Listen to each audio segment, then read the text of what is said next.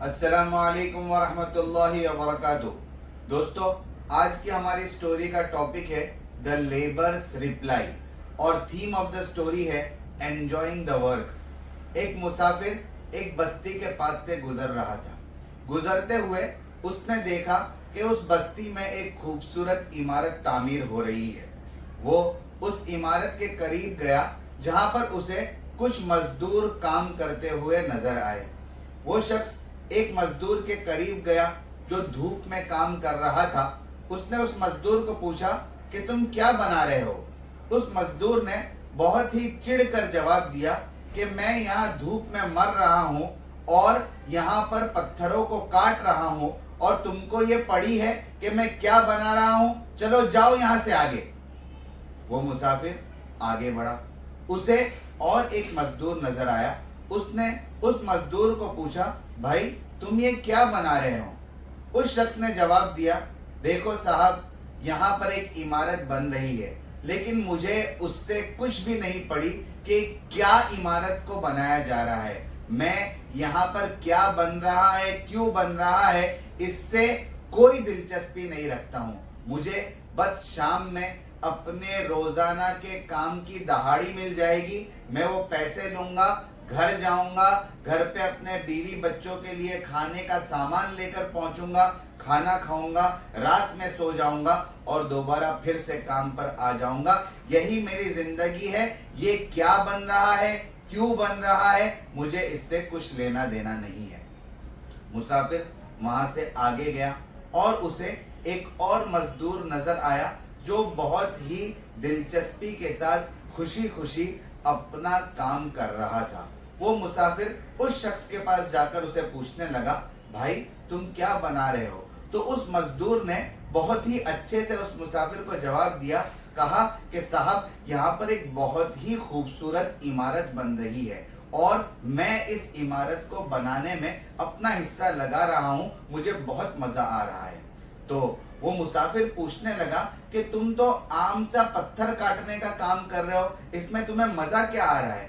तो उसने कहा कि भाई, जब मैं छेनी और हथौड़ी से काम करता हूँ और उसकी आवाज मेरे कानों में पड़ती है तो मुझे खूब लुत्फ आता है। जब पूरा दिन काम करने के बाद मैं घर पर जाता हूँ तो सोते हुए मैं ये सोचता हूँ कि मैं ये खूबसूरत इमारत बना रहा हूँ और फिर एक दिन ये इमारत बनकर मुकम्मल हो जाएगी। लोग दूर दूर से इस इमारत को देखने के लिए आएंगे और इसकी खूबसूरती को देखकर वो बहुत ज्यादा खुश होंगे और उनके खुश होते हुए चेहरों का तस्वुर करके मुझे अभी से खुशी महसूस होती है। मैं इस तस्वुर के साथ जब सोता हूँ तो दूसरे दिन और ज्यादा जोश और खरोश के साथ और अच्छे जज्बे के साथ काम करने के लिए आता हूं और यही सोच मुझे अपने काम में ताकत देती है।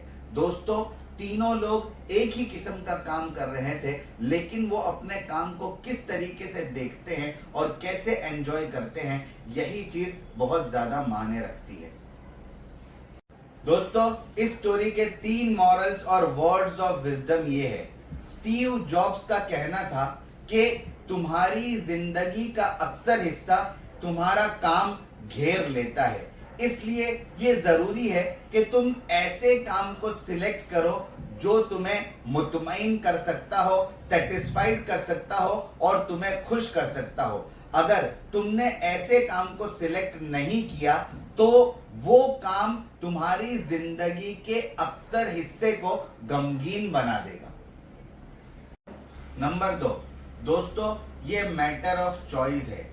अगर बंदा चाहे तो उसे सैकड़ों वजह मिल सकती है जिससे वो अपनी जिंदगी से, अपने काम से, अपने आसपास बसने वाले लोगों से, अपने माहौल से नफरत कर सकता है और उसके पास सैकड़ों वजह हो सकती है जिसकी वजह से वो इन सब चीजों से मोहब्बत कर सकता है। अब उसे डिसाइड करना है कि उसे नफरत करने वाली चीजों पर फोकस करना है या खुश रहने वाली चीजों पर फोकस करना है।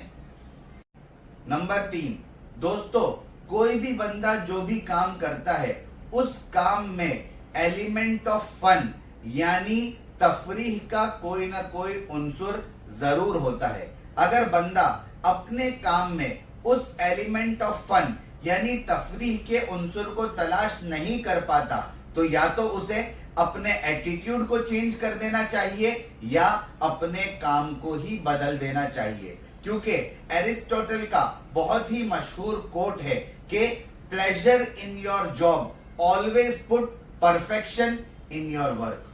दोस्तों, एंजॉय द वर्क के टॉपिक पर 3 अच्छी बुक्स के नाम, उनके ऑथर्स के नाम और पब्लिशिंग डेट ये है।